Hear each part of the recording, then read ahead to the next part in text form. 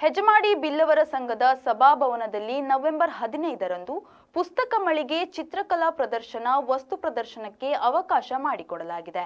ಖ್ಯಾತ ಕಥೆಗಾರ, ಹಿರಿಯ ಸಾಹಿತಿ ಮತ್ತು ಸಾಮಾಜಿಕ ಕಾರ್ಯಕರ್ತರಾದ ಫಕೀರ್ ಮಹಮ್ಮದ್ ಕಟ್ಪಾಡಿಯವರ ಸರ್ವಾಧ್ಯಕ್ಷತೆಯಲ್ಲಿ ನವೆಂಬರ್ 15ರಂದು ಹೆಜಮಾಡಿ ಬಿಲ್ಲವರ ಸಂಘದ ಸಭಾಭವನದಲ್ಲಿ ಜರುಗಲಿರುವ ಕಾಪು ತಾಲೂಕು 7ನೇ ಕನ್ನಡ ಸಾಹಿತ್ಯ ಸಮ್ಮೇಳನದ ಸಂದರ್ಭ ಪುಸ್ತಕ ಮಳಿಗೆ, ಚಿತ್ರಕಲಾ ಪ್ರದರ್ಶನ, ವಸ್ತು ಪ್ರದರ್ಶನಕ್ಕೆ ಅವಕಾಶ ಮಾಡಿಕೊಡಲಾಗಿದೆ. ಸಮ್ಮೇಳನದ ಉದ್ಘಾಟನಾ ಸಮಾರಂಭದಲ್ಲಿ ಕಾಪು ತಾಲೂಕು ವ್ಯಾಪ್ತಿಯ ಲೇಖಕರು 2025ನೇ ಸಾಲಿನಲ್ಲಿ ರಚಿಸಿದ ಪುಸ್ತಕಗಳನ್ನು ಬಿಡುಗಡೆ ಮಾಡುವ ಬಗ್ಗೆಯೂ ಅವಕಾಶವಿದೆ.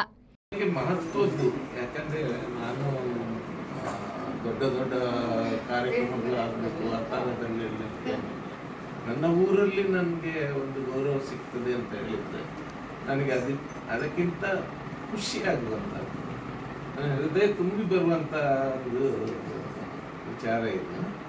ಆದ್ದರಿಂದ ನನ್ನ ಸಾಹಿತ್ಯದ ಯಾವುದೇ ಕೆಲಸ ಆದರೂ ಕೂಡ, ನನ್ನ ಯಾವುದೇ ಸಾಹಿತ್ಯದ ಕೆಲಸಗಳನ್ನು ಗುರುತಿಸುವಾಗ ದೊಡ್ಡ ದೊಡ್ಡ ಪ್ರಶಸ್ತಿ ಅದೆಲ್ಲ ಸಿಕ್ಕಿದ್ರು ಕೂಡ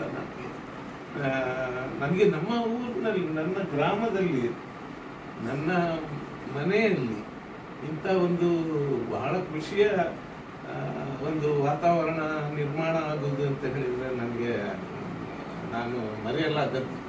ಅದು ದಕ್ಷಿಣ ಕನ್ನಡದ ಮುಸ್ಲಿಂ ಸಮುದಾಯದ ಸಂಪ್ರದಾಯಗಳನ್ನು ಮತ್ತು ನೋವು ನಲಿವುಗಳನ್ನು ಹೃದಯದ ಅಂತರಾಳದಿಂದ ನೈಜವಾಗಿ ಅವರ ಸಾಹಿತ್ಯದಲ್ಲಿ ಅಭಿವರ್ಣಿಸಿದ್ದಾರೆ.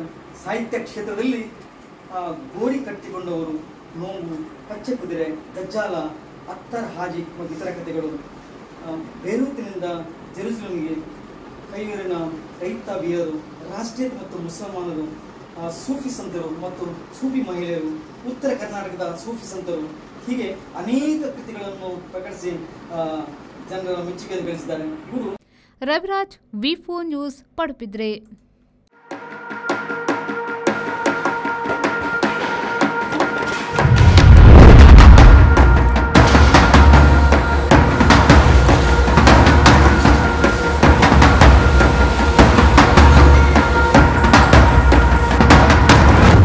Friends Winner and Ply, Industrial Area, Baikampadi, Mangaluru.